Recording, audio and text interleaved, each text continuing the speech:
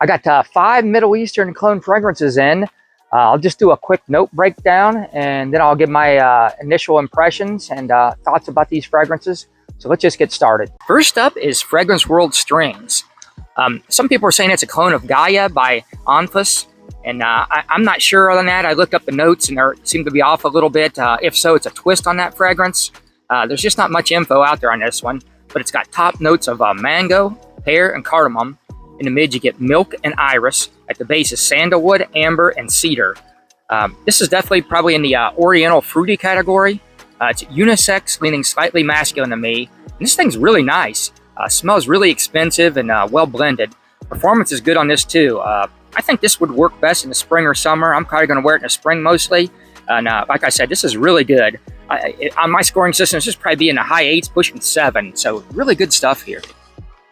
Fragrance World Artisan Perfumery Brown Sugar is a clone of red, white, brown sugar from Boca. It's got top notes of red wine and Divana, which is like a sharp green bitter note.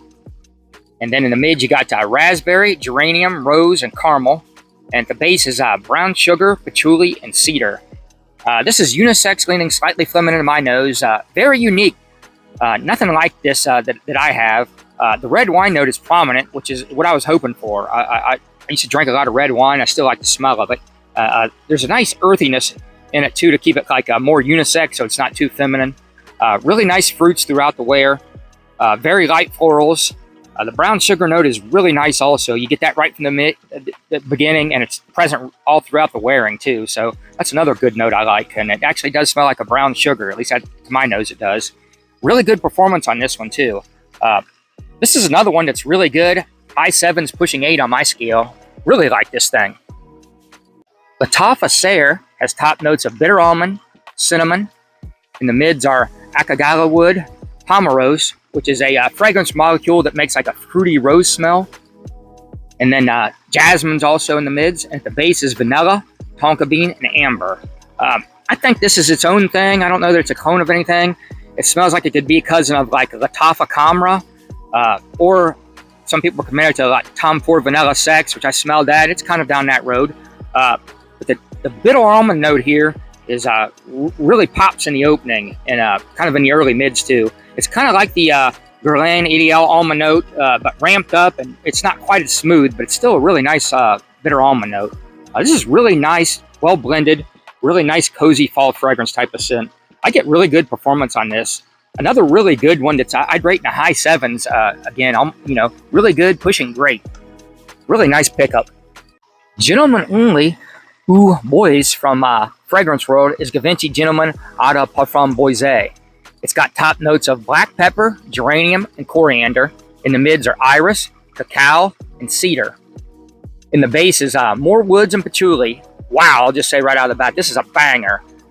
Been a while since I smelled the original, but I think this is fairly close from what I can remember. This DNA is just so sexy and classy. Perfect for like date nights and cold weather evenings. Performance is really good on this one too. And the iris note in here smells really nice and good quality. It's just mixed in lightly, and the chocolate note in this is just so cozy. Come on, man, this is great. This is a solid 8. Really nice fragrance. Afnan Highness III is, I think it's an original blend. I don't think it's a clone of anything, but it's sort of in the vein of like a polo green, but like a niche darker version of it. It's got top notes of citrus, bergamot, and lavender. In the mid, you get cedar, galbanum, black pepper, and petitgrain. At the base is oud, oak moss, and leather. This stuff is smoky. It's some dank green, earthy, funky, deep, dank, masculine scent. This is a very situational wear. That's definitely going to be for everybody, but it's definitely for me. This is a very polarizing scent, though. It's so dark, I think it'll be good in the winter. Performance is nuclear. This thing smells a really high quality, too. Really well blended, and it seems like the oils they use on this are really high end. This is another one I'd rate in the high 7s, pushing 8. Really good. I think a lot of you people probably are not going to like this, but I kind of like these kind of scent DNAs. And like I said, this is very situational. I wouldn't wear this in a whole lot of circumstances, but yeah, if you want to kind of show out, you're going out on the town in the evening or something when the weather's cooler, or just you're kind of wanting to be cozy and stay around and you just want something strong, and you want to get a bit like a deep, dank, green earthy vibe, this would be perfect. Kind of like a cozy scent that makes you feel cozy, which it does me. So yeah, really well done, and happy to get my nose on this one. All right, this is why I'm so big on clones. I got like 5 really nice, good quality scent profiles I got my nose on here. Really like all these, and the quality seems pretty good. I got all these for probably the price of one like high-end designer or low-end niche price. And yeah, so I guess I'm going quantity over quality is my kind of the way I approach fragrances. And I get the argument where some people don't like the clones and they go for the quality over quantity. And I get that, but I'm just kind of obsessed with getting my nose on everything. And this is just another good example on why. And I was considering getting a high-end designer or niche, is why I bring this up, when I was looking on this to buy something on this purchase. And I just kept researching these clones, and they just all seemed interesting. And I'm glad I went this way. So yeah, it's kind of a fine line to figure out how, you know, how many clones you should get, how many like designer, how many niche, you know, how you should go with your collection. But you know, that's all personal choice. And like I said, I'm still figuring out how I want to approach it. But for right now, I really do appreciate the clones. So if you made it this far, like, subscribe, and comment.